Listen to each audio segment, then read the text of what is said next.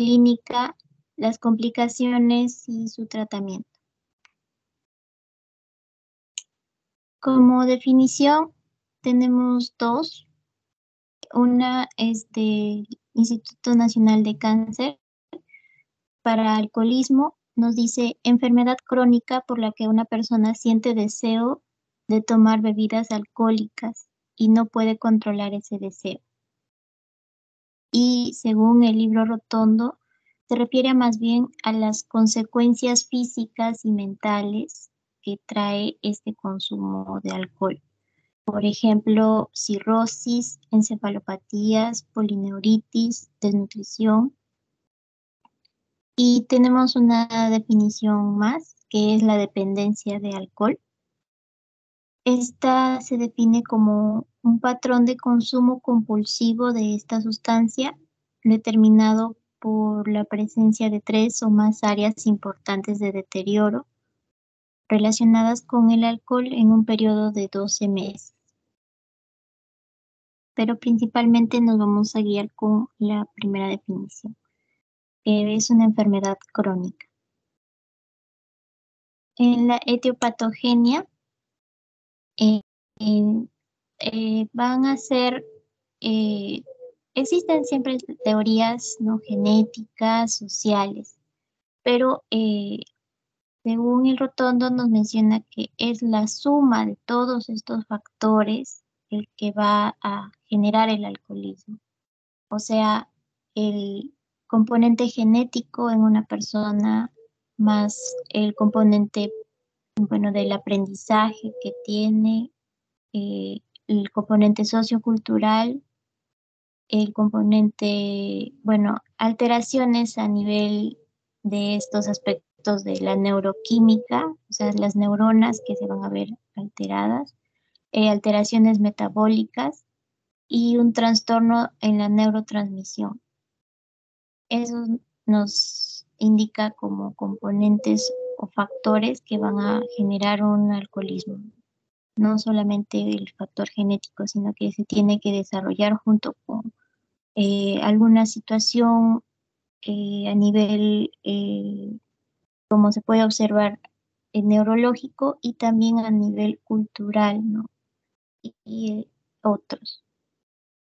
Entonces, vamos a observar, por ejemplo, una afección que ocurre a nivel del cerebro, que vamos a ver que este consumo de alcohol de forma crónica va a tener una acción neurotóxica directa eh, hacia el nivel cortical y esto va a generar una injuria cerebral, ¿no? Esto va a ser progresivo y esto se demuestra con los exámenes que se le hace al paciente, por ejemplo, cuando se le hace tomografías, eh, estos exámenes de acá que nos dice alteraciones bioeléctricas y neumoencefalografía, donde de estos exámenes el 30 al 50% de los pacientes alcohólicos sí manifiestan estos, bueno, algunas manifestaciones alteradas, ¿no? En estos exámenes. Ahora vamos a hablar sobre la epidemiología. Primero vamos a empezar a nivel global en el mundo y luego vamos a mencionar al Perú. Entonces, según la OMS, vamos a ver que nos dice que en el mundo está clasificado como se puede observar según el sexo, ¿no? En los varones, 237 millones nos dice que padecen de trastornos por consumo de alcohol. En las mujeres, 46 millones. Y de todas estas personas en el mundo, los continentes que más hay esta proporción es en Europa y luego las Américas, ¿no? Que eso también nos incluye a nosotros. En Europa observamos, como se puede ver, que sí es el mayor porcentaje, ¿no? En varones el 14.8% van a ser, van a tener este consumo de alcohol y padecer del trastorno del consumo de alcohol. y en mujeres es mucho menor, el 3.5%. Y en las Américas, de 14 vemos que bajó a un 11% en los varones, y en las mujeres aumentó un poco más a 5.1, pero en las Américas. Y ahora hablando de Estados Unidos, gracias a el Instituto Nacional de Cáncer, tenemos estos dos gráficos. El 85% de las personas mayores de 18 años, han afirmado que sí han tomado alcohol en algún momento de su vida, y la cantidad de personas que padecen del trastorno por consumo de alcohol o AUD es 14.5 millones, solo para Estados Unidos. Entonces se observa una gran población en el mundo que está padeciendo problemas que se llama en general trastorno, ¿no? Trastornos por consumo de alcohol. Ahora vamos a hablar de Perú. Eh, Tenemos algunas informaciones según el INEI del 2013. Nos dice que las personas mayores o igual a 15 años, de toda la entrevista que se recolectó, la mitad de ellas ya había consumido alcohol antes de los 18 años. Y esta edad temprana se observa más en la costa y en la selva. Y respecto a los peruanos adictos al alcohol, es más de 1.700.000. El número exacto es 1.736.138 personas adictas al alcohol. Y por sexo, observamos que los dos, ¿no? Varones y mujeres, los dos sexos están en un alto porcentaje, y casi no hay mucha diferencia. En varones el 81%, en mujeres el 77%. Y claro que esto no era así, sino que se manifiesta de esta forma y con el progreso, ¿no? del tiempo. Algunos datos epidemiológicos respecto al alcohol, según lo que nos dice el libro de Kaplan. Según la epidemiología del alcohol, tenemos estos estados y este porcentaje. ¿Ha bebido alguna vez el 90% de la población eh, en pacientes psiquiátricos? Son bebedores activos el 70%. Han tenido problemas pasajeros el 40%, ¿no? Pero respecto al alcohol, tenemos un porcentaje bastante alto en estos pacientes psiquiátricos. Luego tenemos, eh, es- según un poco para entendernos la etiopatogenia, acá nos dice, las personas blancas tienen una mayor tasa de consumo de alcohol, pero también se va a relacionar con otras características de la población. El segundo punto nos dice que los hombres son más propensos a presentar episodios de consumo excesivo. Pero claro, esto es en un año anterior, ¿no? hacia la actualidad, que ahora podemos observar que esto está cambiando, o el sexo femenino también está presentando un mayor consumo. En Estados Unidos, el alcohol es mayor en los estados de Occidente y menor en los del sur. El 70% de los adultos que concluyeron sus estudios universitarios son bebedores, en comparación con los que solo tienen el bachillerato. Y el trastorno relacionado con el alcohol se observa en todas las clases socioeconómicas. Bueno, según el Kaplan nos dice eso, pero también hay o quizás otras teorías de a qué tipo de poblaciones son, ¿no? Como por ejemplo las poblaciones que tengan más acceso a ella, como las desarrolladas. Pero acá nos dice que se observa en todas las clases socioeconómicas. En la tabla 8.8 nos dice la evolución clínica, ¿no? Por edades. La edad de inicio es más o menos de 13 a 15 años. La primera intoxicación de 15 a 17 años. El primer problema de 16 a 22 años. El comienzo de la dependencia de 25 a 40 años. Y la edad de muerte es una edad temprana de 60 años. Estos son con respecto a la epidemiología, que nos trae bastante a pensar. Ahora vamos a pasar al siguiente punto, que van a ser los síntomas y luego las formas clínicas del alcoholismo. Dentro de los síntomas tenemos una pérdida de control, incapacidad de detenerse. Esto es un tema muy triste, ¿no? Que se observa en ese tipo de paciente. Tenemos que al inicio sí puede controlar este consumo, pero a medida que vaya evolucionando, ¿no? Este patrón de beber, va a ser más difícil que pueda controlar, y por ello es que va a seguir en episodios cada vez más largos de ingesta de alcohol. Incluso hay crisis de ingestión, que son cuando este consumo dura de 2 días a más. Y esto también antes se llamaba dipsomanía, ¿no? Y también otro nombre del alcoholismo intermitente es alcoholismo gamma. El siguiente síntoma es la incapacidad de abstenerse. En este caso, nos menciona que el paciente va a beber diariamente.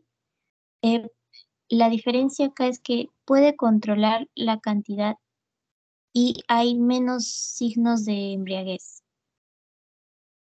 ¿no? Es una situación bastante interesante. El siguiente síntoma va a ser el síndrome de abstinencia, o sea, cuando ya no está al alcance de beber o cerca del alcohol, o cuando esta ingesta ha disminuido, va a presentar una sintomatología en su cuerpo. Eso se ve, ¿no? Se conoce también. Por ejemplo, tenemos el temblor, la ansiedad, la diaforesis o sudor. También puede presentar una pequeña febrícula.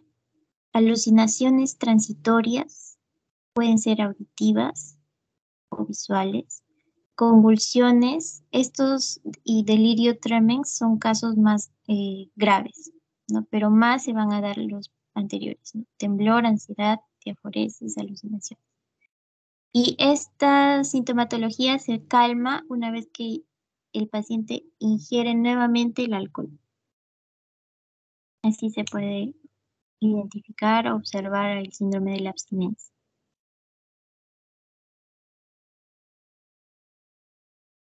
El otro síntoma va a ser cambios en la tolerancia. O sea, cada cierta cantidad de alcohol, las personas van a manifestar la sintomatología, ¿no? Como se puede observar a los pacientes borrachos. Pero esto normalmente al inicio es bastante amplia la tolerancia para cualquier persona que consuma alcohol. Sin embargo, a medida que se va desarrollando este episodio crónico de ingesta de alcohol, esta tolerancia cambia. Por ejemplo, en las fases intermedias y tardías, o sea, cuando antes de que sea la fase de alcoholismo grave, vamos a ver que la tolerancia va a ir disminuyendo, y esto, en otras palabras, es que se va a intoxicar o va a manifestar la sintomatología, ¿no? De la embriaguez a pequeñas dosis del alcohol. Y esto va a ser cada vez menor, ¿no? Cada cantidad menor que vaya consumiendo más adelante va a presentar la sintomatología o la intoxicación. Ahora vamos a hablar acerca del diagnóstico del abuso de alcohol. Tenemos que el rotundo nos dice que se va a diagnosticar cuando la sustancia se utiliza en situaciones de riesgo físico, por ejemplo, cuando conduce un vehículo, solamente eso nos menciona. Sin embargo, Kaplan nos da algunos exámenes que podemos hacer para poder identificar a las personas con alcoholismo. Tenemos, por ejemplo, la alfa-glutamiltransferasa o GGT, que si es mayor de 30 unidades por litro sería positivo, ¿no? Para este alcoholismo. Otros exámenes, la transferina deficiente de hidratos de carbono, CDT, el volumen corpuscular medio, el ácido úrico, el AST o aspartato aminotransferasa, ¿no? Y la alanina aminotransferasa, que va a tener relación con las enzimas hepáticas, van a estar elevadas, y los triglicéridos. Y para diferenciar respecto a la dependencia respecto al alcohol, por ejemplo, o la dependencia en general, es que las consecuencias negativas de su consumo reiterado no van a generar la sintomatología que hemos visto, ¿no? Que va a ser la abstinencia, cambios en la tolerancia y un patrón compulsivo. Y la CIE-10 para diagnosticar la dependencia, nos dice que va a ser un conjunto de manifestaciones fisiológicas de comportamientos y cognitivas en el consumo de la sustancia, y estas manifestaciones van a adquirir la máxima prioridad. Eh, a pesar de que hemos visto un poco de la sintomatología, también hay que identificar las formas clínicas. Estas son la alucinosis alcohólica, el delirium tremens, la psicosis de Korsakoff y otras encefalopatías. Entonces, las formas clínicas tenemos a la alucinosis alcohólica. Por ejemplo, alucinosis, ¿no? Va a, por ejemplo, escuchar voces, pero que no van a estar ahí, ¿no? En la realidad, en un estado de conciencia lúcida. Y también puede presentar ideas delusivas, autoacusatorias, de persecución. Esta sintomatología nos recuerda quizás a algunas otras enfermedades mentales como la psicosis paranoide, esquizofrénica. Entonces hay que tener ahí una observación, ¿no? También la forma clínica del delirium tremens, perdón, que se va a dar en el 15% de los pacientes con alcoholismo. También conocido como síndrome de abstinencia grave. Este episodio de delirium va a iniciar con crisis convulsivas generalizadas, o sea, en todo el cuerpo convulsión. Va a haber una perturbación de la conciencia ya a nivel de toda la sintomatología. Es ello, desorientación temporoespacial, confusión, inquietud psicomotriz, entre otros, ¿no? También un temblor.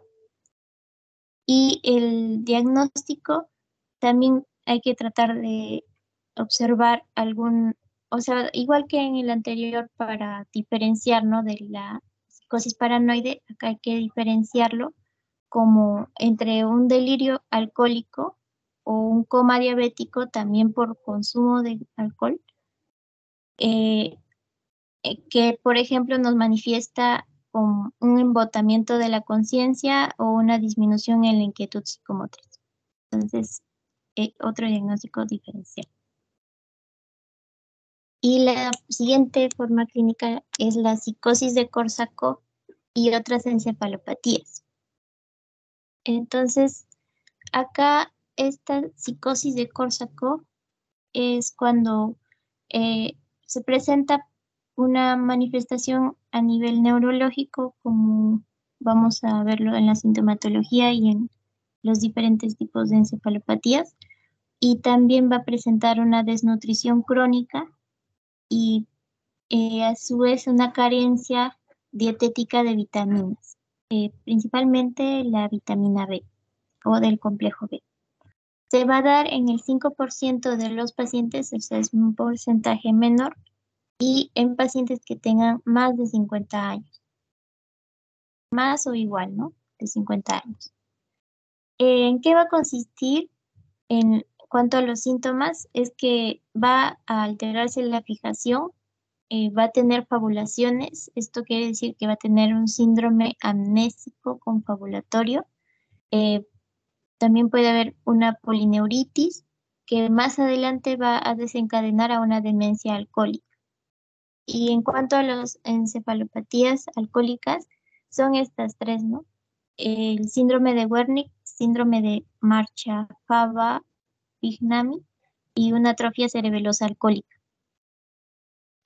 Brevemente mencionar que el síndrome de Wernicke va a tener, por ejemplo, una poliencefalitis hemorrágica superior, el síndrome de Marchafava-Bignami, una degeneración del cuerpo calloso y eh, todas estas encefalopatías se van a caracterizar porque no tienen el complejo B, ¿no? En ese caso no se especifica el factor B1, el B2 y el B6. ¿Y qué relación tiene el alcoholismo con la psicología o la psicopatología? Vamos a ver.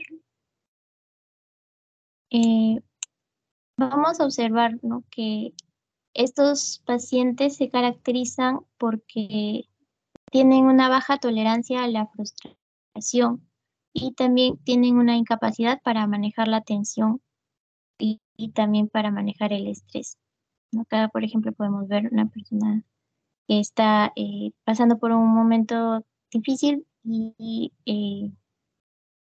atrás estaría la situación quizás que esté pasando, ¿no? Y no lo va a poder controlar o manejar como cualquier otra persona, ¿no? Y esto se observa, esta baja tolerancia a la frustración, incapacidad para manejar el estrés en un alto porcentaje. También, en general, las condiciones psiquiátricas a las que se asocia es cuando hay psicosis, neurosis, un retardo mental y ¿cuáles son las manifestaciones psicopatológicas? Se pueden observar que son varias. Tenemos, por ejemplo, una disminución de la atención, del pensamiento abstracto, del juicio y la crítica, o sea, una manifestación negativa del desempeño mental. En el área afectiva va a haber, por ejemplo, personas con depresión, con ansiedad y episodios distímicos. También va a haber una bulia, una falta de interés, un riesgo de suicidio. También puede haber una tendencia a la fantasía, actitudes recelosas, ¿no? Personas tienen celos, actúan de acuerdo a ello muy exageradamente. Y en jóvenes lo que se observa es un comportamiento agresivo. Ellos se vuelven violentos y también un comportamiento psicopático, pero principalmente agresivos. Acá vamos a hablar más específicamente de los trastornos relacionados con el alcohol. Tenemos, según a qué se relaciona, trastornos relacionados con los efectos directos del alcohol sobre el cerebro, por ejemplo, la intoxicación alcohólica, la abstinencia, el delirium por abstinencia y alucinosis. Trastornos relacionados con la conducta, tenemos el abuso y la dependencia. Trastornos con efectos persistentes, que lamentablemente es ya de por vida, no habría una forma de curar. Tenemos el trastorno amnésico, demencia, encefalopatía de Wernicke, el síndrome de Korsakoff. Bueno, este ya lo mencionamos, va a tener con las encefalopatías.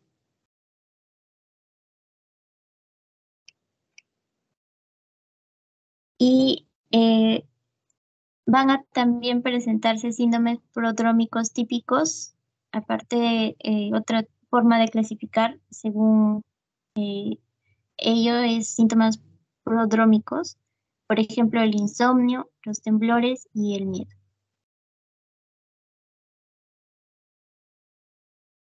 Ahora vamos a hablar sobre las complicaciones del alcoholismo. Tenemos, eh, según el CAPLA, tenemos intoxicación por alcohol, síndromes de abstinencia de alcohol, eh, ahí vimos, ¿no? Los temblores, la alucinosis, el delirium tremens, que son sacudidas. Tenemos enfermedades nutricionales como el ya mencionado síndrome de Korsakoff, pero aparte tenemos una degeneración cerebelosa, otro ejemplo, neuropatía periférica, neuropatía óptica, pelagra y enfermedades alcohólicas de patogenia desconocida, una mielinólisis, perdón, central pontina y enfermedad de Marchesas-Bigami, que también se relaciona con la encefalopatía. Eh, Otra mención, según el Rotondo, por ejemplo, tenemos una esteatosis hepática, o sea, un daño hepático, una hepatitis alcohólica con o sin ictericia, cirrosis en el 10 al 20% de casos avanzados. También puede haber una pancreatitis, una gastritis o una miocardiopatía alcohólica, pero más es la alteración hepática. Según la OPS, Organización Panamericana, nos da también algunas manifestaciones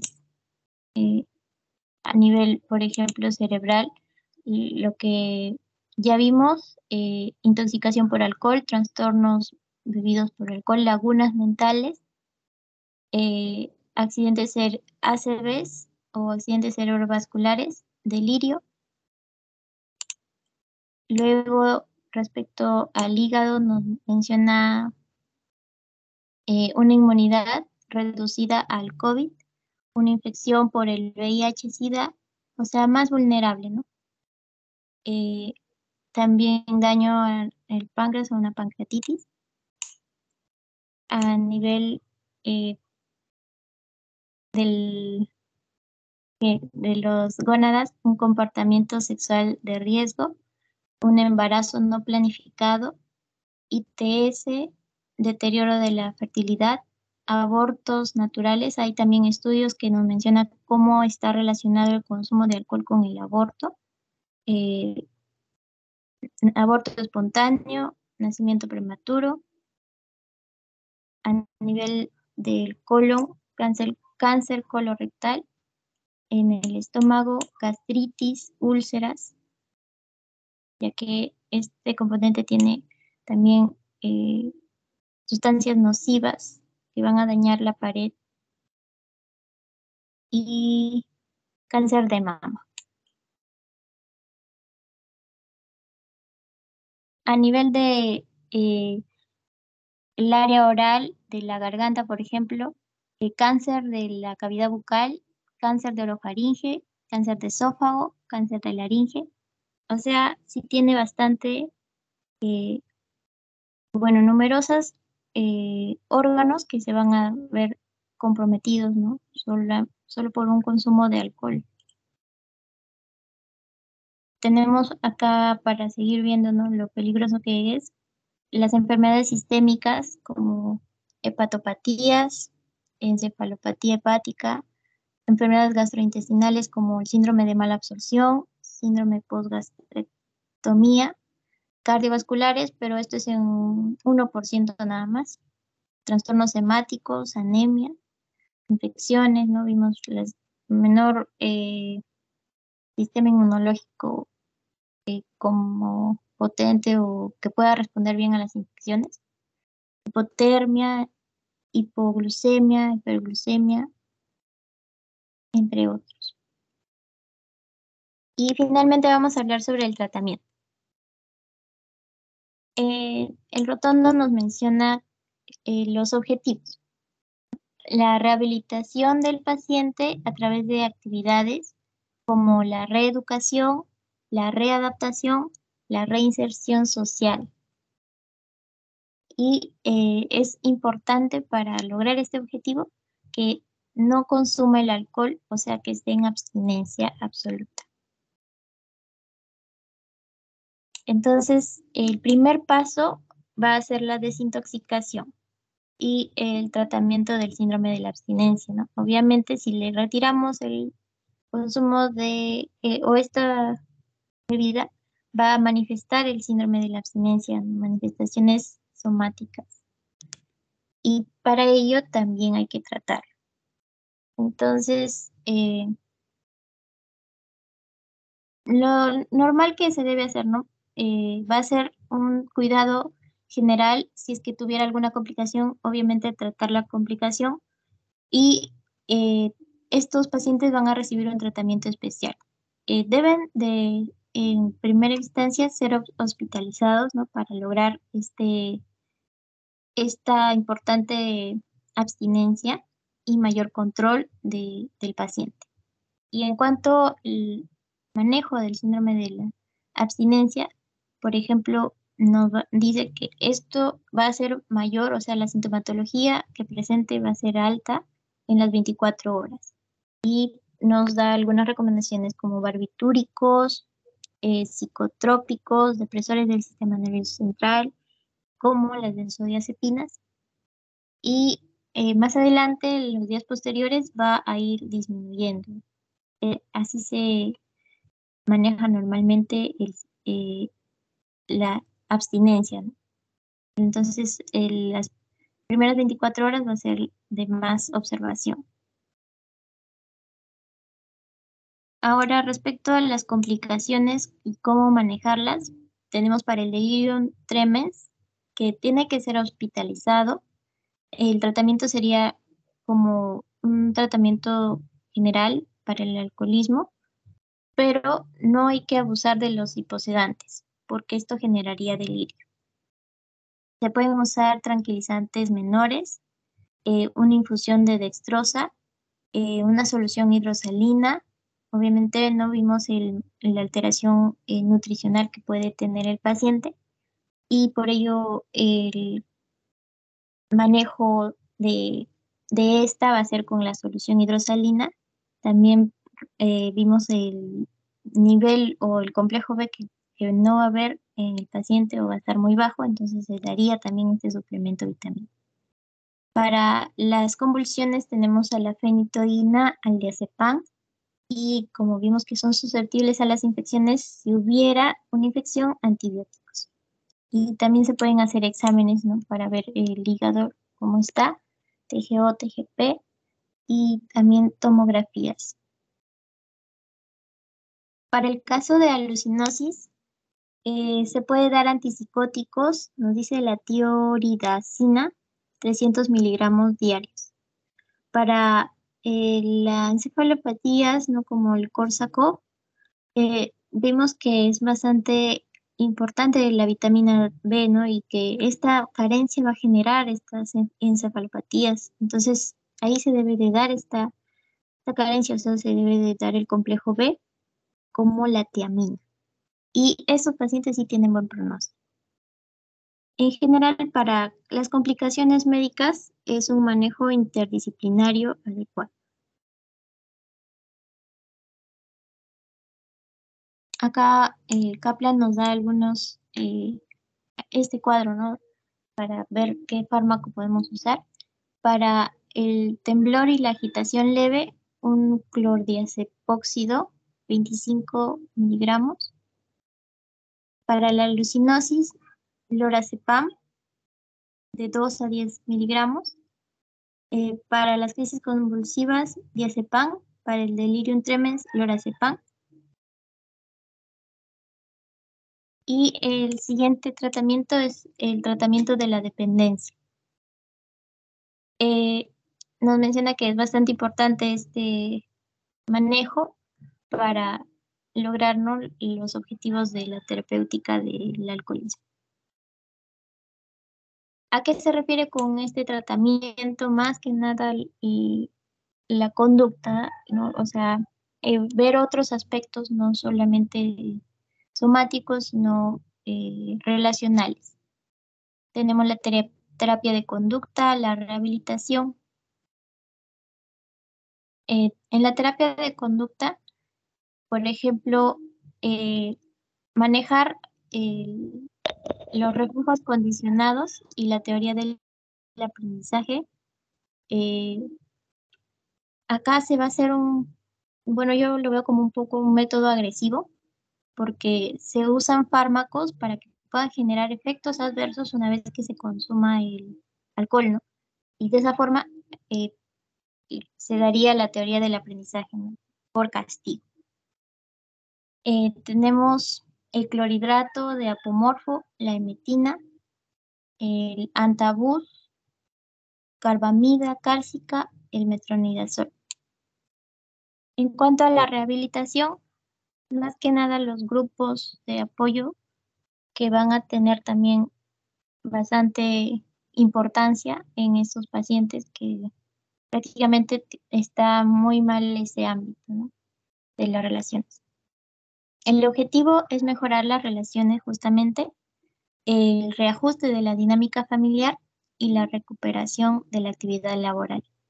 Entonces acá se recomienda una terapia familiar o psicoterapia. También se puede hacer una orientación vocacional, eh, grupos de ayuda como los alcohólicos anónimos o clubs de abstemio y comunidades terapéuticas. Esto es algo nuevo se fomenta la integración grupal y el autocontrol. Bueno, este es un cuadro de la OPS donde nos menciona eh, la forma de diagnóstico con el tamizaje y otros tipos de tratamiento. Por ejemplo, nos menciona eh, el tratamiento ambulatorio es eficaz, es una forma también, ¿no? de tratamiento, ya no nos menciona el hospitalario, sino que como una forma de ayudarnos al control de estos pacientes. Otros fármacos, ¿no? El antabus y la naltrexona. Hay esta frase, ¿no? Para tomar conciencia de que el uso nocivo del alcohol desafía al desarrollo social y económico de muchos países, incluidos los de las Américas, donde pertenecemos. Y eso sería todo, gracias. Muy bien, muy buena explicación. Ahora le corresponde al de tabaquismo. Sí, profesor, buenas tardes, compañeros, profesor. Hoy me tocó exponer el tema del tabaquismo, ¿ok? Voy a proyectar mis diapositivas. Ya sí.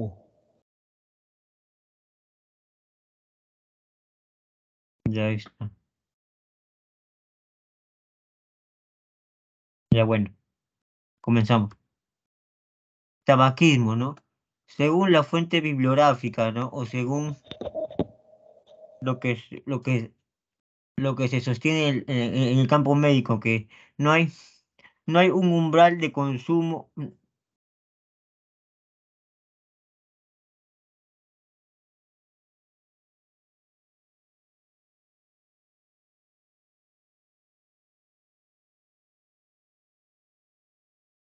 Ya, bueno, no hay, no hay un umbral de consumo por debajo del cual los riesgos para la salud desaparecen, ¿no? O sea, no va a existir, digamos, un punto de quiebre por el cual por debajo, ¿no? El paciente que fuma va a desaparecer los factores de riesgo, ¿no? O sea, el fumar cualquier número de cigarrillos, fumar cualquier número de cigarrillos genera riesgo para la salud. ¿Está bien? Según, según la segunda encuesta, según la segunda encuesta nacional de factores de riesgo del Ministerio de Salud, de la Nación en el 2009, la prevalencia en el país, o sea, en el Perú, bueno, bueno, es un poco, bueno, la fuente que le encontré de 2009, ¿no? Hubiese buscado uno de años recientes, ¿no? 2021, 2022. Pero bueno, en ese año la prevalencia en el país era de 27,1% en adultos mayores de 18 años, ¿no? La suspensión de la exposición al humo del tabaco activo o pasivo, la suspensión de la exposición al humo del tabaco activo o pasivo va a reducir el riesgo cardiovascular, ¿no? El 30% en 3 meses y el 40% a largo plazo. No, no, no, no. Neuro, neurobiología de la dependencia del tabaco. Es una enfermedad crónica que presenta vulnerabilidad a la recaída de por vida. La sustancia más importante involucrada en la dependencia es la nicotina, ¿no? Que es una droga de abuso y también se considera una sustancia psicoactiva. La,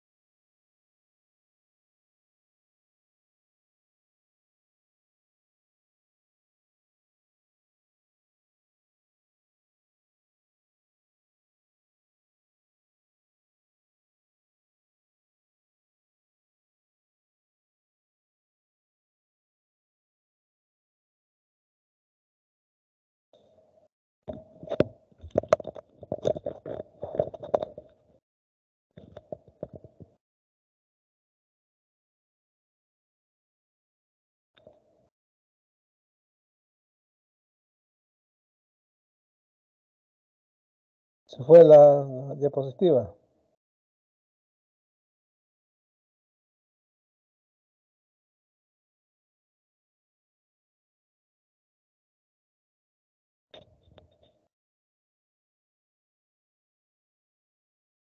Leslie, Doctor, el compañero Ashley parece que ahorita su internet de su laptop se ha desconectado porque le estoy llamando y no se puede unir, aparece desconectado. ay, ay, ay.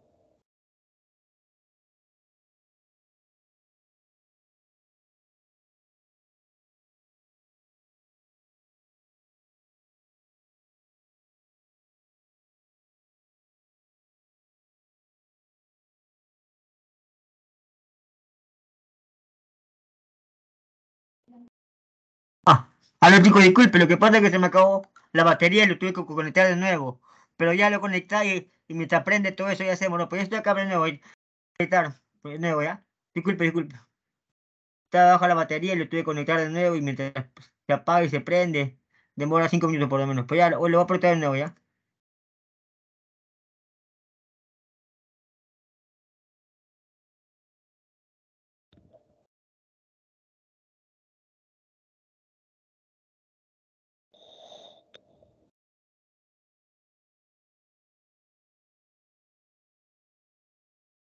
Ya, ahí está. Ya me quedé acá, ¿no? Ya. La nicotina se considera una droga de abuso, así como también se considera una sustancia psicoactiva, ¿verdad? Ya, siguiente diapositiva. La visión, la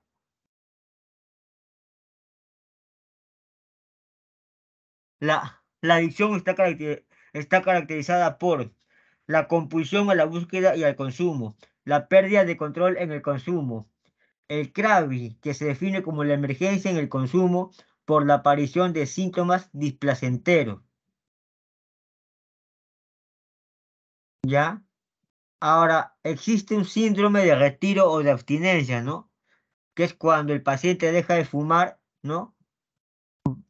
Va a sentir ese síntoma, ¿no? Esa falta, ¿no? Esa falta de la actividad de fumar, ¿no? Que se conoce como síndrome de retiro o de actividad.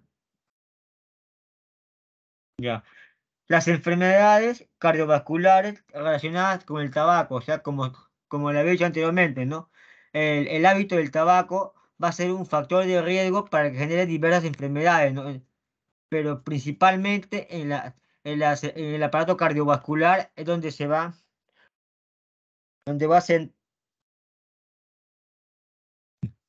donde se va a notar un fuerte papel, ¿no? Como factor de riesgo. Ya. Constituye Y, uno de los primeros, ¿no? Problemas, patologías cardiovasculares que puede causar como factor de riesgo es la enfermedad cardíaca isquémica, ¿no?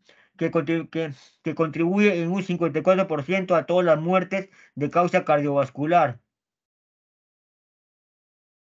Luego, es la, es la,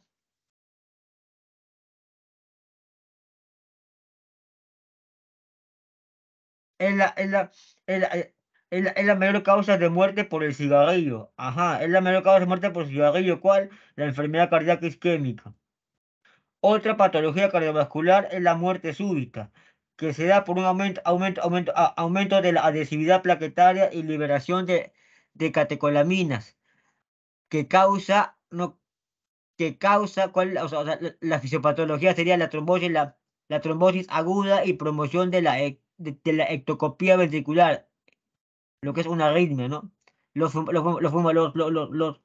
fumadores tienen más probabilidades de sufrir trombosis aguda de las placas estables en el momento de la muerte. La frecuencia de rotura de las placas erosionadas previamente es la misma en los fumadores y en los no fumadores. ¿Ya? La nicotina estacionada, la nicotina, ¿no? Que es la sustancia que genera la dependencia al consumidor, está asociada con estos trastornos de estas patologías cardiovasculares, ¿no? Como puede ser la fibrilación ventricular,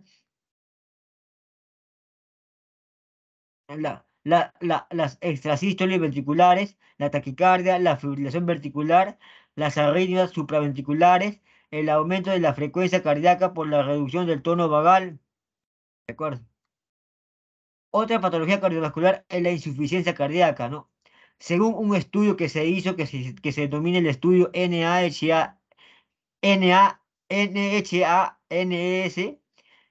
que fue un estudio de seguimiento epidemiológico de 19 años de seguimiento, se logró a determinar que el tabaco, se logró, se logró se logró determinar que el tabaquismo fue un factor de riesgo independiente para el desarrollo de insuficiencia. Los mecanismos fisiopatológicos probable fue que el aumento de la frecuencia cardíaca, presión arterial y el desarrollo precoz de coronariopatía. Otra patología cardiovascular, bueno, cardiovascular, ¿no? Que sea en el cerebro, ¿no? El accidente cerebrovascular o enfermedad cerebrovascular o ictus, ¿no? O lo que coloquialmente se conoce como derrame cerebral, ¿no? Es la segunda causa de muerte en todo el mundo, la principal causa de discapacidad adquirida en adultos. El 25% de las muertes debidas a un ACV son atribuibles al tabaquismo. Otro estudio denominado InterStroke, que fue un estudio multicéntrico internacional de tipo caso control, o sea, del tipo analítico, ¿cierto? Claro, pero los estudios analíticos son caso control cortos, ¿no?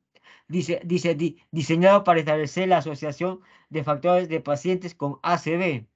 Los resultados, ¿cuáles fueron de este estudio? Que, es- que se pudieron concluir que cinco factores de riesgo representan más del 80% del riesgo global de todos los ACV. ¿Cuáles fueron estos cinco factores de riesgo? La hipertensión arterial, el tabaquismo, la obesidad abdominal, dieta y actividad física, lo cual ha demostrado que el tabaquismo es uno de los principales factores de riesgo para que te dé, ¿no?, el accidente cerebrovascular. Otra patología cardiovascular es el aneurisma de la aorta abdominal. Es una fuerte asociación del tabaquismo con los riesgos de aneurisma aorta abdominal. Asociación con asociación con aumento de la velocidad de expansión del aneurisma. Asociación entre el tabaquismo y la aneurisma de aorta abdominal es más fuerte que la del tabaquismo con enfermedad coronaria o cerebrovascular. De aquí se puede concluir que el tabaquismo es el factor de riesgo modificable más importante para el desarrollo de aneurisma aorta abdominal. El tabaquismo es el factor de riesgo modificable.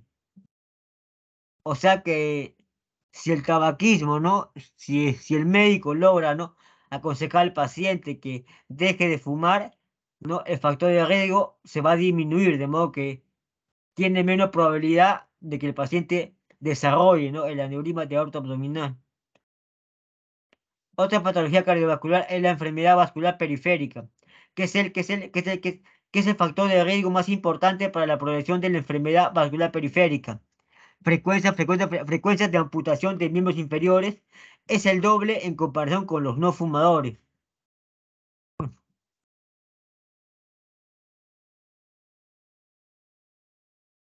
Ya, la fisiopatología del tabaco, ¿no?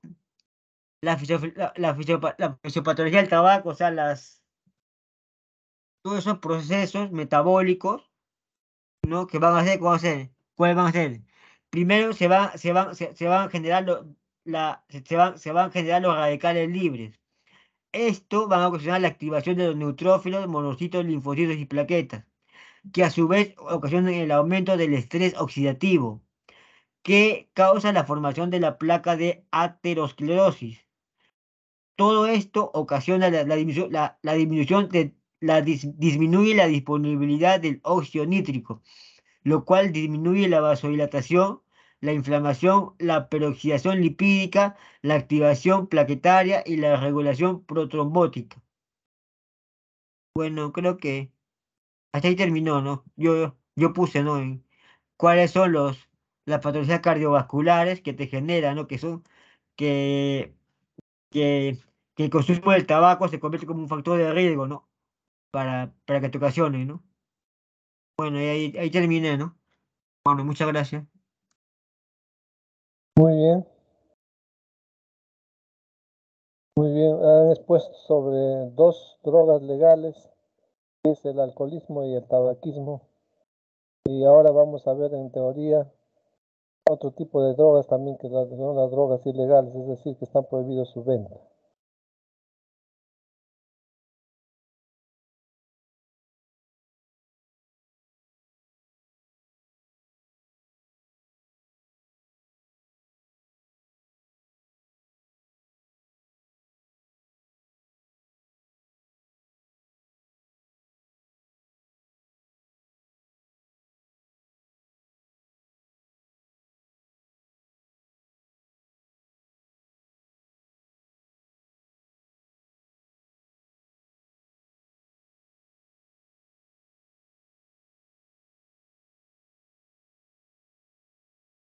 ¿Se ve?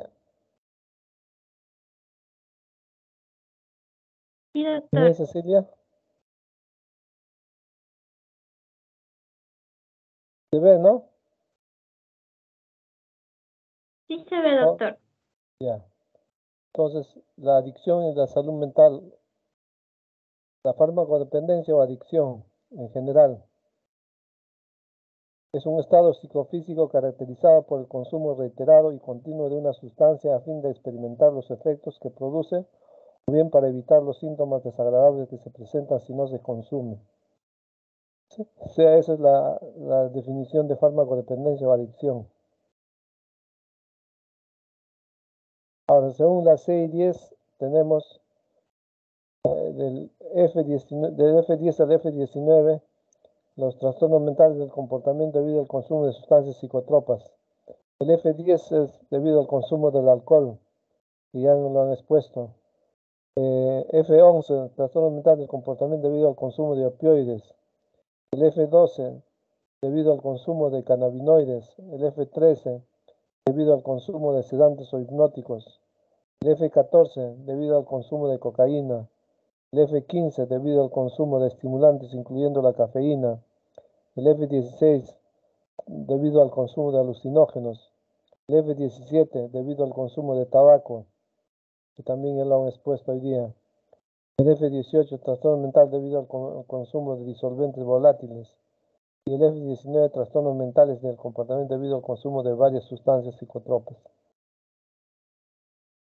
Cualquiera de estas sustancias va a producir intoxicación aguda cuando su consumo es en dosis elevada. Va a producir también consumo perjudicial, es decir, la persona sabe que por ejemplo, tiene asma y va a fumar cigarro, o tiene gastritis y va a consumir alcohol. Síndrome de dependencia, que es la adicción en sí, que hemos explicado su concepto. El síndrome de abstinencia es cuando la persona deja de consumir la droga y presenta una serie de síntomas desagradables que hacen que vuelva a consumir la droga. Síndrome de abstinencia con delirium, cuando hay complicación con el delirium. Trastornos psicóticos se puede producir en cualquier etapa del consumo de la droga. El síndrome amnésico inducido por alcohol o drogas, también la amnesia o los olvidos. Trastorno psicótico residual o trastorno psicótico al comienzo tardío inducido por alcohol o otras sustancias psicotropas. Otros trastornos mentales del comportamiento inducido por alcohol o sustancias psicotropas, y trastorno mental o del comportamiento inducido por alcohol u otras sustancias psicotropas sin especificación. Basado en trabajo pionero de Jay Head y sus colegas del Instituto Nacional de Salud Mental de los Estados Unidos, se está acumulando pruebas de que el cerebro no se forma completamente a la pubertad como se pensaba, sino que continúa su maduración importante que no se completa hasta aproximadamente los 24 o 25 años de edad. Esto ha sido estudiado a través del metabolismo celular, a través del neuroespectro. Uno de los descubrimientos más notables de las neurociencias ha sido la determinación de los circuitos de recompensa. El sistema límbico contiene el circuito de gratificación del cerebro. El hecho de sentir placer nos motiva a repetir comportamientos. El sistema límbico es responsable de la percepción de emociones tanto positivas como negativas. Así tenemos que el sistema límbico con el núcleo accumbens, la persona consumió y le dio placer, entonces aprende, memoriza lo que dio placer, después se acostumbra y lo quiere repetir, que es lo que se produce en la dependencia de drogas. Entonces el sistema límbico está bien involucrado. Luego tenemos el concepto de neuroadaptación. Desde el punto de vista neuroquímico en el cerebro, las drogas producen alteraciones del sistema de neurotransmisión. Y nosotros vemos que el sistema de neurotransmisión normal es la neurona presináptica, la neurona postsináptica. La neurona presináptica tiene vesículas que liberan neurotransmisores que son recaptados por las vesículas, por los receptores postsinápticos. Luego, una parte de ello es recaptada para seguir produciendo neurotransmisores y otra parte en el espacio intersináptico se degrada. Entonces, cuando esto está en equilibrio, se dice que la salud mental está normal. Pero cuando hay alteración a cualquier nivel de este sistema de neurotransmisión, entonces se producen los trastornos mentales. Así, por ejemplo, las drogas, como la cocaína, bloquea la recaptación de dopamina, lo que hace que se inunda de dopamina el sistema intersináptico, y esto va al cerebro a producir estimulación como algarabía, alegría, jolgorio y demás síntomas que se producen por la cocaína. Y así cada droga va a producir, por eso se llama esto neuroadaptación, que es un complejo proceso de adaptación neuronal al consumo de droga. En lo social se destaca la accesibilidad y la aceptación del consumo. ¿Qué encontramos? Incremento del consumo de sustancias a edades cada vez más tempranas. Se está haciendo, está haciendo estudios, según Cedro, por ejemplo, está en edad de inicio de consumo a los 12 años y a los 9 años inclusive, mayor tolerancia social, actitudes y valores favorables al consumo.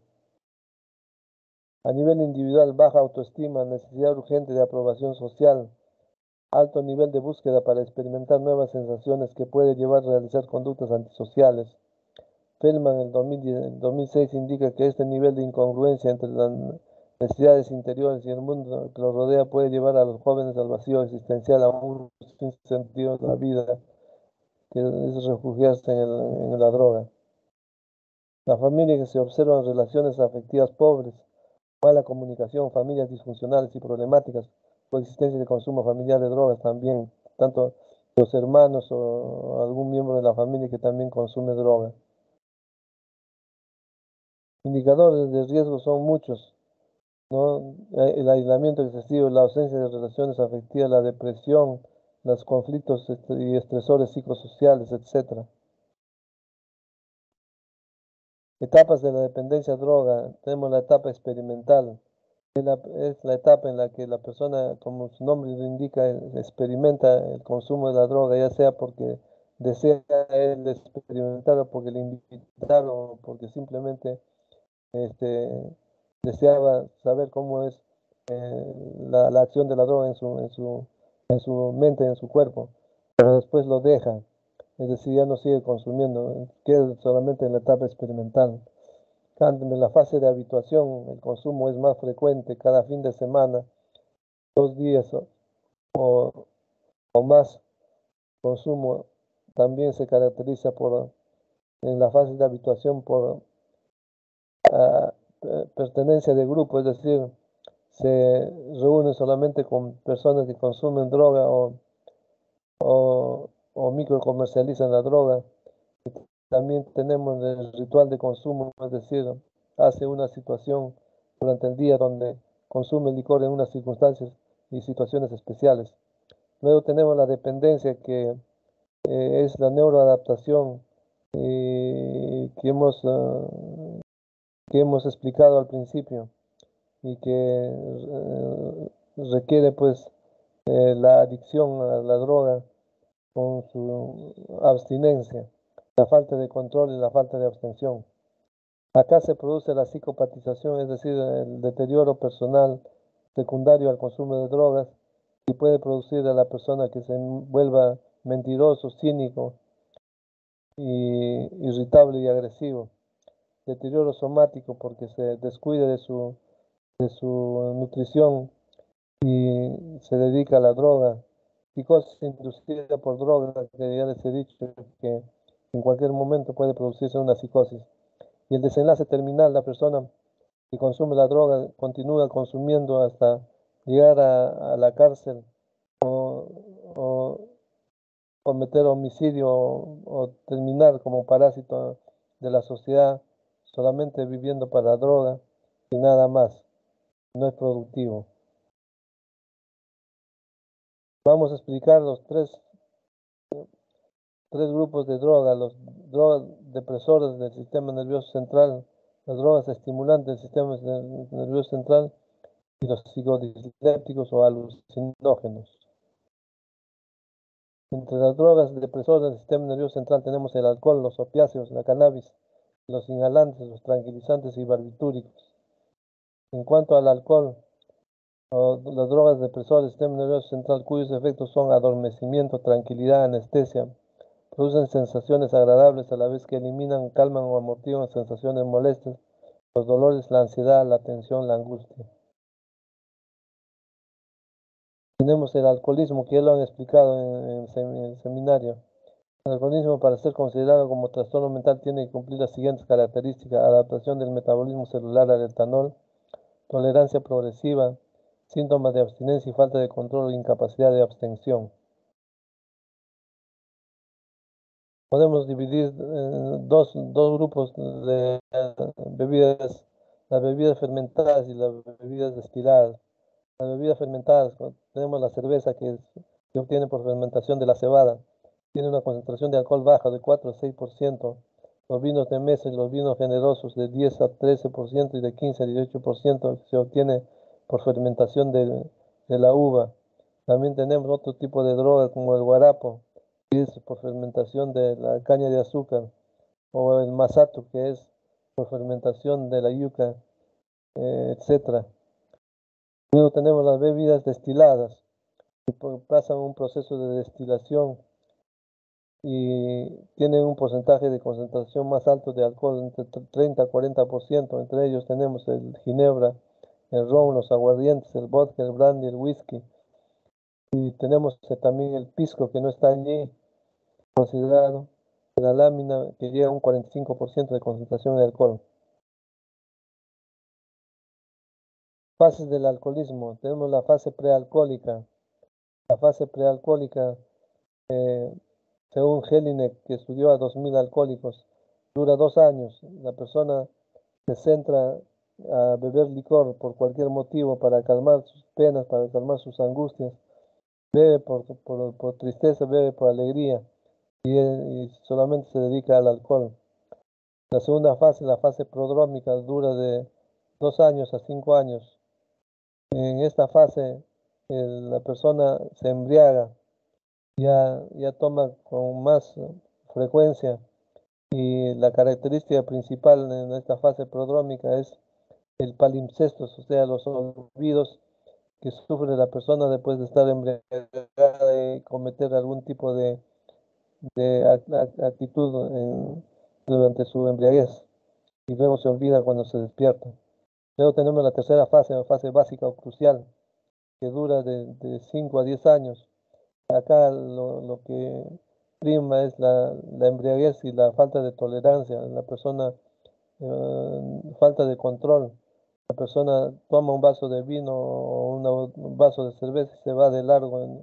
No puede controlar el consumo por cualquier circunstancia, sigue consumiendo. Y la cuarta fase, la fase crónica, que llegan en los 10 años de bebedor. La persona ya tiene los dos síntomas principales: la falta de control y la falta de abstinencia. Es decir, la tolerancia también. Es decir, cada vez necesita más droga para sentir el mismo efecto deseado. Tenemos historia natural de la dependencia del alcohol. En la gente es el alcohol etílico. La distribución se hace a través de todo el torrente sanguíneo. La excreción se hace a través del riñón y de las glándulas sudoríparas y del aparato respiratorio. El metabolismo, el 90% se hace en el hígado. Acciones del etanol en el cerebro, produce pues hipotrofia, atrofia cerebral. Hormonas sexuales, va directamente a los testículos y produce alteración de la testosterona. También la alteración del colesterol, la coagulación, el perfil endocrino, y la neurotransmisión está ligada mucho a la serotonina, por, eh, que es un neurotransmisor que va con la depresión. Por eso muchos alcohólicos están relacionados con problemas depresivos. Tenemos ahí en la lámina a un paciente con ascitis, con balonamiento abdominal. Es decir, la principal causa de muerte del alcohólico es la cirrosis hepática. Es un índice indirecto de alcoholismo. El huésped es el paciente de personalidad pasivo-dependiente. El ambiente es el ambiente donde se desarrolla, o el ambiente donde consume alcohol. Tenemos los trastornos mentales provocados por el alcohol, la intoxicación alcohólica, una ingestión reciente y en gran cantidad. Hay cambios conductuales, uno de los síntomas. como la incoherencia, la incoordinación motora, la marcha inestable, la confusión, el nistagmo, el rubor facial. El diagnóstico diferencial hay que hacerlo con otras intoxicaciones. El tratamiento principalmente se debe, si es que hay complicaciones o no, hay que hacer un buen examen clínico, ya sea neurológico y cardiovascular. Si es que no tiene ninguna complicación, simplemente se hace descansar en una habitación tranquila. O si se quiere eliminar rápidamente el alcohol del organismo, se puede ayudar a través de una vía y hepatoprotectores como la piridoxina, epavionta, etc.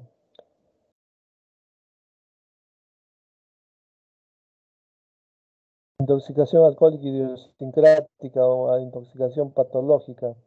Los criterios es una ingesta mínima, ya no es una cantidad excesiva de alcohol, sino que con cantidad mínima de alcohol la persona se intoxica. El curso es semejante a la intoxicación. Acá lo que interesa es el factor predisponente, principalmente se produce en pacientes con epilepsia del lóbulo temporal.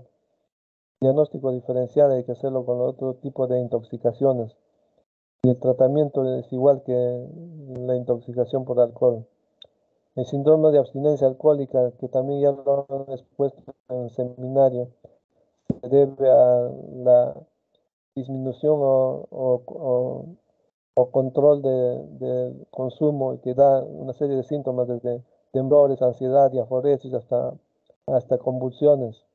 Se puede complicar con delirium por abstinencia alcohólica, que es una emergencia médica debido al desequilibrio hidroelectrolítico y produce síntomas como desorientación, alucinaciones y otros aspectos que se tiene que hospitalizar el paciente principalmente para su tratamiento. Luego tenemos la alucinosis alcohólica, principalmente la alucinosis auditiva o también visual. La persona se caracteriza porque la persona se da cuenta de que esas alucinaciones no son reales, tal como sucede en la esquizofrenia, que si la persona lo incorpora como real. Los trastornos amnésico-alcohólicos, que ya también lo han explicado en el alcoholismo. Tenemos el trastorno amnésico que mejora con tiamina o con suplementos vitamínicos. La demencia asociada al alcoholismo por la atrofia cerebral que produce el alcoholismo a largo tiempo y el alcoholismo crónico, que ya la persona se vuelve alcohólica crónicamente en su etapa de consumo.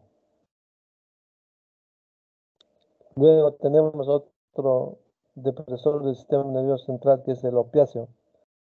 Los opiáceos derivan del Papaver somniferum, que es un arbusto de 0,5 a 1,5 metros de altura, de color blanco a rojo. Crece en climas templados cálidos. En las cápsulas poco maduras se extrae el látex y el contacto con el aire forma una costra oscura llamada opio. En cuanto a la producción, tenemos que también en nuestro medio se le llama al opio, se llama amapola. Una hectárea de amapola da igual a 8 kilogramos de opio. 10 kilogramos de opio equivale a 1 kilogramo de morfina. 1 kilogramo de morfina equivale a 1 kilogramo de heroína. Clasificación de los compuestos opioides naturales, fenantrénicos. Tenemos la morfina, la tebaína y la codeína. Los benzoilquinolínicos tenemos la papaverina, la noscalina y la narceína. Esos son los opioides naturales. Los opioides semisintéticos tenemos la heroína, la hidromorfa, la dihidromorfa, la metilhidromorfa, morfina, la apomorfina, la oxicodona. En opioides sintéticos tenemos analgésicos potentes como el demerol, que es la meperidina, el tramadol, que se da como analgésicos, la metadona, dextropropoxifeno, la nalbufina, la buprenorfina, el fentanil y derivados que son anestésicos. Y tenemos también los antagonistas opioides como la naloxona y la naltrexona, que sirven para poder evitar la intoxicación que se da cuando la persona está en este estado debido al consumo alto de opioides. Entonces, estas sustancias antagonistas pueden mejorar ese estado. ¿Cuáles son las vías de administración del opio? Zumbando, bebido en infusión, comido como aderezo. Los efectos pueden ser inmediatos y a largo plazo. Los efectos inmediatos, aumento de la locuacidad o imaginación, de corta duración, respiración lenta, confusión del pensamiento, sueño profundo.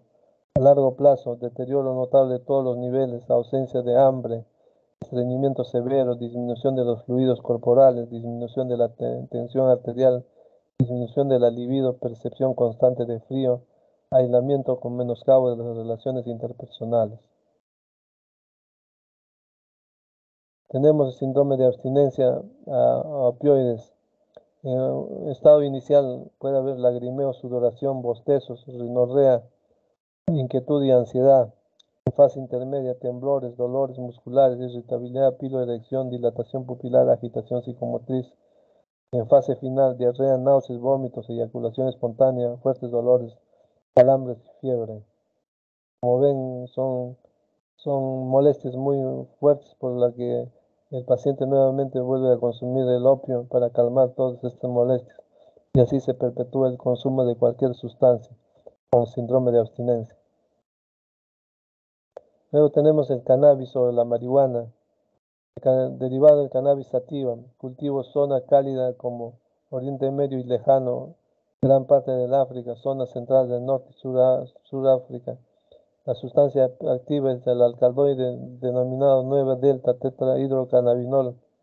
La variedad de consumo, vamos a verlo, la variedad de consumo pueden ser derivados de marihuana o hierba, que viene de hojas secas, flores, pequeños tallos, concentraciones de tetrahidrocannabinol son bajos, de 5 a 10%.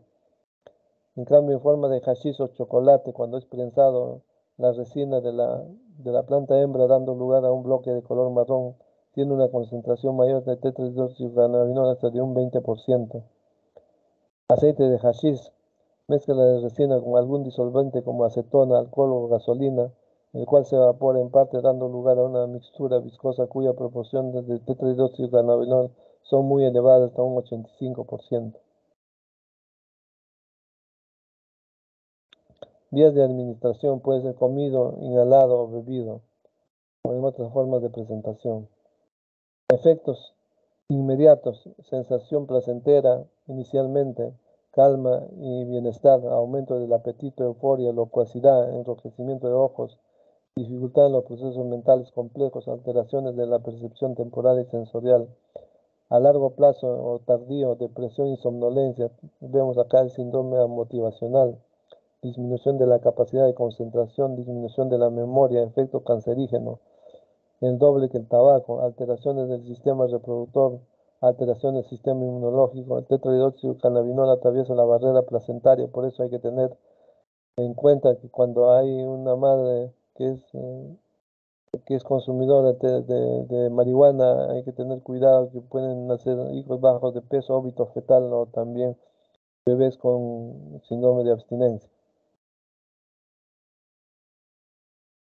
El síndrome de abstinencia incluye principalmente ansiedad, insomnio, irritabilidad, depresión y anorexia. Está considerado esta sustancia, o sea, la marihuana o el cannabis, como potencial elemento desencadenante de psicosis y cuadros delirantes alucinatorios en personas en riesgo. Luego tenemos los inhalantes. Los inhalantes son un grupo numeroso de sustancias químicas tóxicas volátiles utilizadas a través de la inhalación por la nariz o la aspiración por la boca con el fin de producir depresión y o estimulación del sistema nervioso, causando alteración neurosensorial, distorsión de los sentidos, afectación de las funciones cerebrales, trastorno de personalidad y conducta. Característica es que es una venta autorizada, principalmente acá en el Perú. Lo que se comercializa es el Terrocal, que es un pegamento de libre venta, libre venta en las ferreterías. Vías de administración es aspirando, que es el sniffing, inhalando por los vapores de los recipientes. rociando los aerosoles directamente en la nariz o la boca. El bagging, aspirando o inhalando los vapores de sustancias que se han depositado en una bolsa. El huffing, inhaladas de un trapo impregnado con el oilante que se mete dentro de la boca. Inhalando globos llenos de óxido nitroso también. Los efectos pueden ser inmediatos, como la exaltación del humor, la euforia, la alegría, la alucinación es ocasional, trastornos de la conducta, agresividad, hiperactividad. Efectos medios como la depresión del sistema nervioso central, la somnolencia, la confusión. Si continúa la inhalación, esto puede producir intoxicación grave similar a la etílica, amodorramiento, pérdida de conciencia, náuseas, vómitos, tos, lacrimeo. A largo plazo, de causas psíquicas, puede producir palidez, fatiga, disminución de la concentración, disminución de la memoria, pérdida del equilibrio, nistagmus, depresión, irritabilidad, conducta agresiva. Orgánicas, puede producir en el cerebro destrucción de la capa de mielina, en la sangre, disminución del transporte de oxígeno, en el pulmón, necrosis, en el corazón, muerte súbita, en el hígado, cirrosis, en el riñón, cálculos, insuficiencia renal, médula ósea, leucemia. De los tranquilizantes, tenemos las benzodiazepinas, que se descubren en 1957 y se utilizan para reducir la ansiedad como tranquilizantes, relajantes musculares, anticonvulsivantes y como reductores del sueño. Las benzodiazepinas son fármacos que se recomiendan en el tratamiento de diversos trastornos psiquiátricos. Son drogas legales de prescripción controlada con acción medicamentosa y con efectos adictivos. Entre el 15 y el 30% de los pacientes que la consumen presentan adicción a dosis altas, producen tolerancia y dependencia. Se considera que existe farmacodependencia de benzodiazepinas cuando se consume más de 4 tabletas al día de cualquier benzodiazepina sin prescripción médica. Efecto: el uso regular de los depresores puede producir dependencia física y psicológica. Las personas que dejan de tomar estos fármacos después de grandes dosis presentan síndrome de abstinencia. Los efectos físicos y psicológicos: tranquilidad, relajación muscular, lenguaje arrastrado, marcha inestable, marcha tambaleante, percepción alterada y falta de concentración en los procesos mentales. El síndrome de abstinencia principalmente tenemos el insomnio, la sudoración, la inquietud, la hipersensibilidad, la luz, el sonido, el mareo, crisis convulsivas, náuseas, contracturas musculares, dolor abdominal, delirio, dolor de cabeza. Ahora vamos a ver sobre drogas estimulantes. Tenemos las anfetaminas, el éxtasis o drogas de diseño, los anabolizantes y doping, la cocaína, crack y el tabaco. Las anfetaminas, patrones de uso, se usa principalmente como droga, como medicamento anorexígeno, donde tiene concentración de anfetaminas, intoxicación, se produce por uso reciente, cambios conductuales, síntomas: taquicardia, presión arterial, alteración de la presión arterial, sudoración, vómitos. El síndrome de abstinencia, interrupción o reducción, síntomas como fatiga, insomnio, agitación. El delirio, alteraciones de la atención, pensamiento desorganizado, alteración de la conciencia, alteración del sueño, vigilia, trastornos delirantes de delirio tipo persecutorio. Luego tenemos drogas de síntesis, el éxtasis. El éxtasis son sustancias con las siguientes características comunes: se elaboran por síntesis química en laboratorios clandestinos. Sus efectos sobre el cerebro humano se asemejan a los de otras drogas más conocidas, estimulantes y alucinógenos débiles. Se trata de productos novedosos y muchos de ellos aún no están recogidos en la lista de sustancias prohibidas. Los traficantes con frecuencia no se exponen a ninguna sanción legal establecida. Tienen un potencial tóxico adicional por la gran adulteración. Por ejemplo, lo que se vende como éxtasis lleva con frecuencia el MDA, el LSD, MDE, anfetaminas, adulterantes, etc. Tenemos acá un laboratorio clandestino y la forma de éxtasis en forma de tabletas ya sean circulares o triangulares, o de otras formas, y la forma como lo transportan los microcomercializadores pegado a los miembros, a las extremidades, ya sean principalmente inferiores. Patrones de consumo. La ingesta tiene un significativo social del éxtasis. Es un elemento facilitador de la comunicación y la sociabilidad. El usuario pasa de lo individual a lo colectivo grupal. Su uso se vincula a determinadas formas de ocio juvenil llamada ruta de bacalao en España, rave parties en Gran Bretaña. La ingesta se produce entre un grupo de amigos, resaltando el componente de confianza y afinidad que ello conlleva. El consumo aumenta en épocas de tiempo libre y ocio, celebraciones, fines de semana o vacaciones también. Los efectos que producen, tenemos confusión, depresión, dificultad para conciliar el sueño, ansiedad severa, paranoia, euforia, aumento de agresividad, insomnio, alucinaciones auditivas, estados de ánimo y delirio.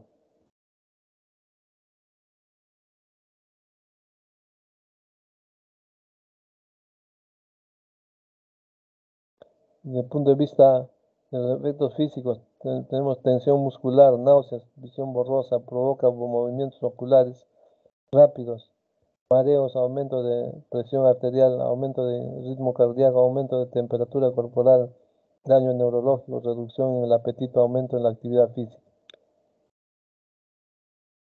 El síndrome de abstinencia, tenemos la depresión, la ansiedad, la fatiga, la paranoia, la agresión, el deseo intenso por la sustancia. Luego tenemos los anabolizantes. Son sustancias legales, pero tienen que ser vendidas bajo control médico. En el mundo del deporte su uso está prohibido y para evitar su consumo es práctica habitual realizar los controles del doping.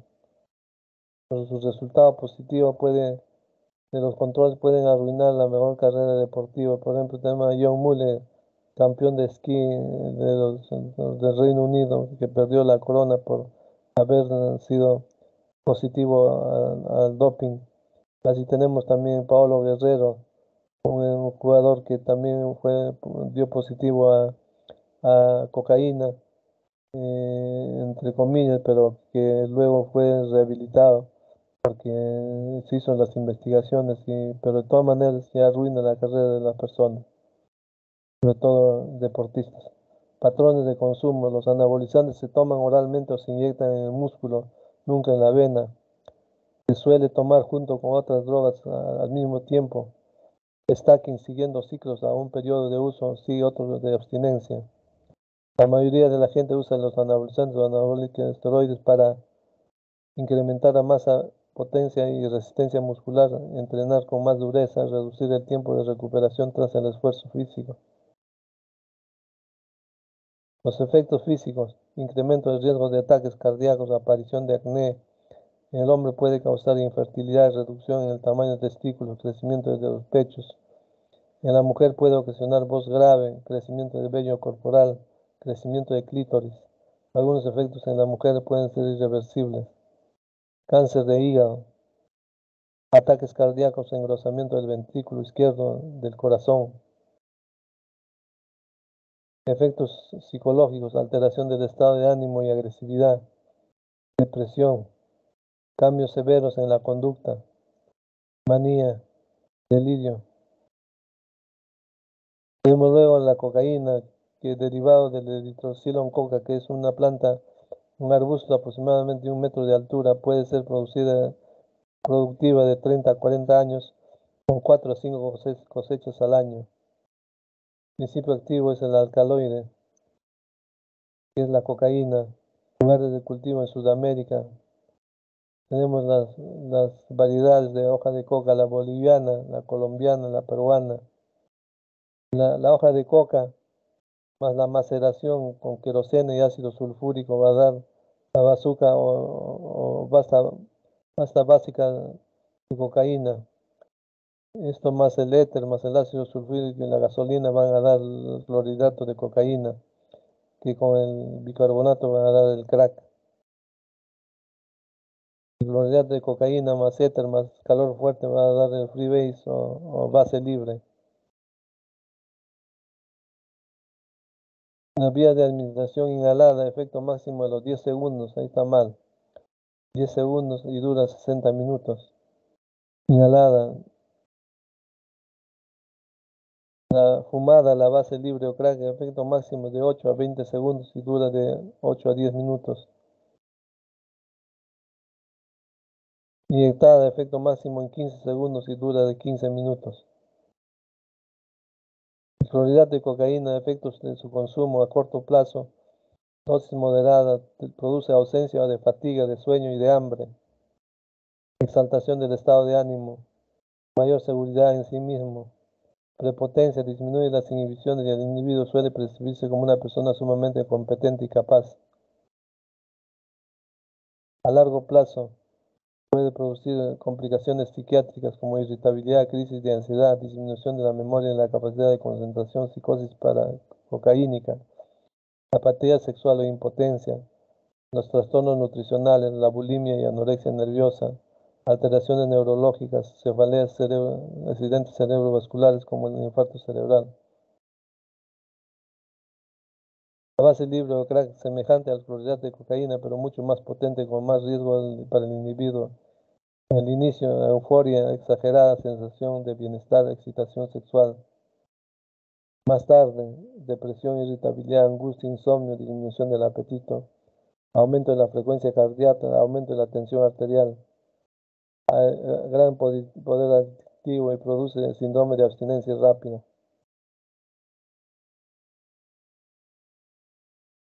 El síndrome de abstinencia, tenemos la fase de crash, que es la agitación, la ansiedad y la depresión.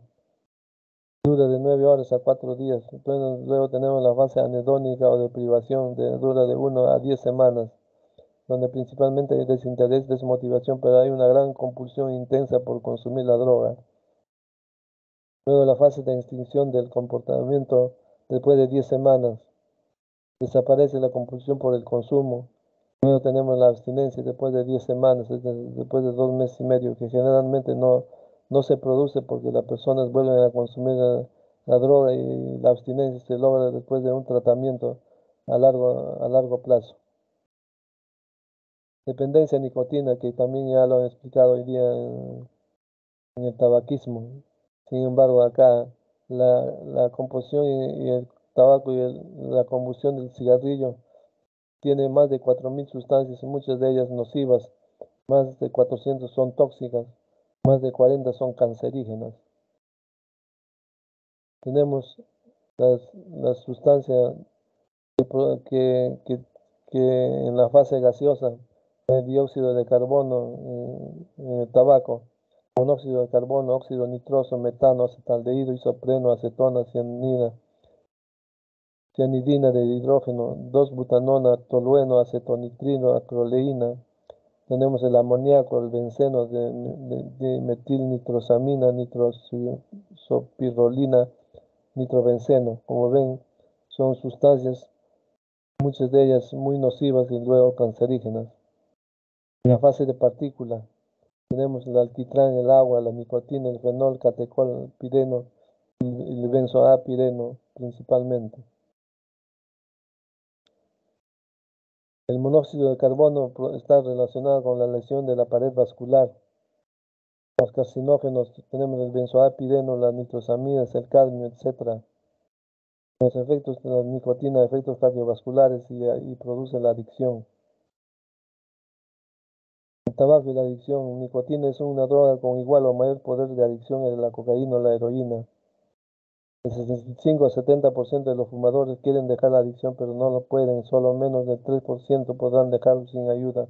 Es decir, es bien muy adictivo el tabaco. El consumo de tabaco es causa directa y conocida de al menos 25 enfermedades. Incluyen infarto, cáncer de boca y de esófago, cáncer de laringe, enfermedad coronaria, EPOC, cáncer de pulmón, cáncer de páncreas, úlcera péptica, cáncer de vejiga, enfermedad vascular periférica, cáncer del cérvix, bebés de bajo peso al nacer.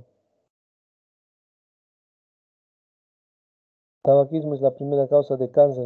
La relación entre el consumo de tabaco y cáncer está avalada por evidencias epidemiológicas, histológicas y genéticas. Es la principal causa de cáncer de pulmón, laringe, cavidad oral y esófago. Causa de cáncer de riñón, vejiga, páncreas, estómago, cervix, ano, vulva, pene e hígado.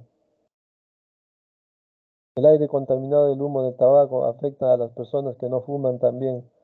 Es decir, que el fumador activo también transmite al fumador pasivo a través del humo del tabaco las sustancias como la nicotina, el monóxido de carbono, diversos carcinógenos, otras sustancias tóxicas. Por eso que en salud pública se ha prohibido el consumo de tabaco a las personas que comparten lugares públicos, sino tienen que ir a lugares cerrados o consumir en lugares aislados. Por último, tenemos los psicodislépticos. Los alucinógenos o psicodislépticos son sustancias capaces de provocar al sujeto de la consumo en alteraciones de la percepción, ejemplo, delirios y alucinaciones. Entre los psicodislépticos, el más consumido es el LSD. Se trata de un producto sintético extraído del cornezuelo de centeno, Clavicis purpurea. Se fabrica de forma clandestina a partir de precursores químicos y una buena forma de presentación. Tenemos en formas de tabletas, de cápsulas o en forma de sellos impregnados de diversa forma, el LSD. Los efectos: dosis eficaz entre 50 y 70 microgramos. Efectos empiezan de 30 a 40 minutos y duran 8 horas. Lo que se siente es una sensación de traslado espacio-temporal. Empieza a los 30 minutos. Los colores se ensombrecen, la estela tras el movimiento, visiones con ojos cerrados. Es lo que experimenta la persona que consume el LSD. Luego tenemos a las 2 horas la fase de meseta. Efectos más intensos, visiones fantásticas, alucinaciones visuales. A las 4 horas hay una fase pico máximo. Tiene una sensación de que el tiempo se detiene, una sensación de traslación. Y a las 8 horas ya hay una fase de caída o disminución de la concentración de alcohol, de concentración o de los síntomas que produce el LSD. Intoxicación aguda, síndrome cerebral orgánico, psicosis o flashbacks, ansiedad, depresión, daño o neurona, serotoninergia, espasmos de arterias en brazos y piernas, palpitaciones, aumento de la presión, aumento de la temperatura, sudoración, visión borrosa, colapso cardiovascular, convulsiones y muerte. Con ello hemos terminado todas las sustancias, repasar las sustancias más importantes que se consumen en el Perú. Ahora vamos a ver el tratamiento y rehabilitación de todas las drogas. Todas las drogas van a necesitar una actitud motivacional, es decir, tienen que estar motivados para el tratamiento. La mayoría son los no motivados. Los pseudo motivados son los que por alguna circunstancia, por ejemplo, la pareja le dice nos separamos si es que no dejas el consumo, o se ve envuelto en problemas legales, entonces dice no, me voy a mi tratamiento en vez de irme a la cárcel. Los ambivalentes son personas que aceptan el tratamiento pero dudan la terapia en internamiento o ambulatorio. Los motivados son los pocos, el 5 a 10% son los que tienen mayor mejoría y éxito. Según Hueso, tiene 4 fases la tratamiento de rehabilitación de intervención en crisis, que dura de 3 días, que se da en emergencia. La persona viene por síndrome de abstinencia, por delirium tremens o por agresividad o por crisis en la familia. Luego tenemos la estabilización corta, que dura de 3 días a 1 mes, donde el principal objetivo es la disminución de la abstinencia. Se da medicación. Para cada sustancia hay medicación que se puede dar, como es expuesto en el alcoholismo. pero sin embargo, en forma general damos estabilizadores del ánimo como valproato de sodio o clonazepam, etcétera, para calmar la abstinencia. Luego de calmar la abstinencia viene la tercera fase, la estabilización prolongada, que dura de 1 mes a 6 meses, que debe de estar el paciente internado. Acá lo importante ya no es la medicina, sino ya la psicoterapia individual, grupal y familiar, y preparar al paciente para que salga a trabajar o a estudiar.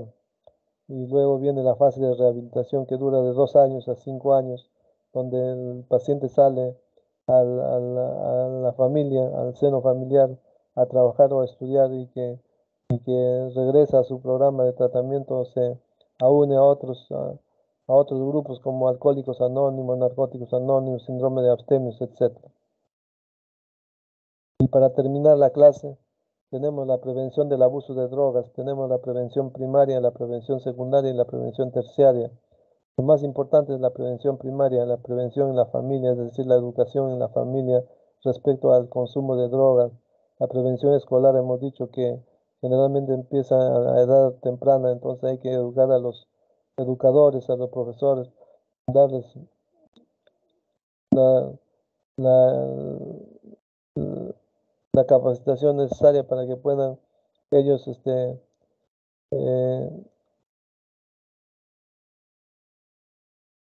captar a los que consumen droga y luego llevarlos al centro de rehabilitación o al centro de acogida de un centro psiquiátrico de salud mental. La prevención social se da a través de prevenciones de promoción social, como es a través de las informaciones a nivel comunal, o donde se crean los líderes naturales, o que van a ser quienes van a ayudar a captar a los drogadictos para llevarlos a los centros de rehabilitación. Y con eso terminamos la teoría. Muy bien, jóvenes, entonces voy a pasar la lista. Rodríguez Pinao.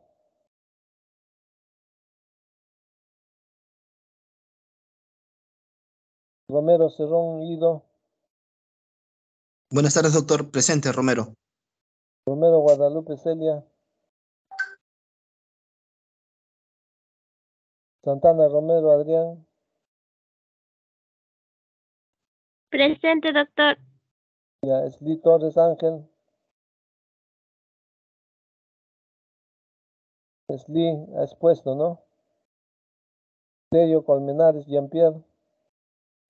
Presente, doctor. Buenas tardes. Timaná Gutiérrez Giancarlo. Presente, doctor. Buenas tardes.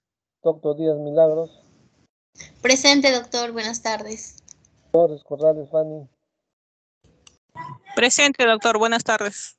Trujillo Medina Wendy. Presente, doctor. Buenas tardes. Tume Guaywa Shaunin. Presente. Buenas tardes. Muy bien, entonces con eso terminamos hoy día la clase. Recordarles que el próximo viernes van a hacer ludopatía, Tello, Colmenares, Timaná y Tocto, y violencia, Torres, Corrales, Trujillo y Tume. Ya, entonces hasta el próximo viernes, jóvenes. Buenas tardes. Profesor, buenas tardes, me fui al Disculpe. baño. Buenas tardes, me fui al baño. Disculpe. Sí, Romero Guadalupe presente. Disculpe, doctor. ya, Yo ok. también, profesor, es Lito, que me había ido al baño. Ya, ok. Ya, Ángel Salvador. Sí, no hay problema. Pues con eso terminamos, y el próximo viernes nos vemos otra vez a las 4 de la tarde, ¿ya? Vamos a hacer lo posible. Hoy día he tenido cierta dificultad en el inicio de la clase, pero vamos a ser puntuales el próximo viernes a las 4 en punto. Buenas tardes, jóvenes. Gracias, Buenas doctor. tardes, doctor. Que tenga buen día. Gracias, doctor. Ya, buenas tardes.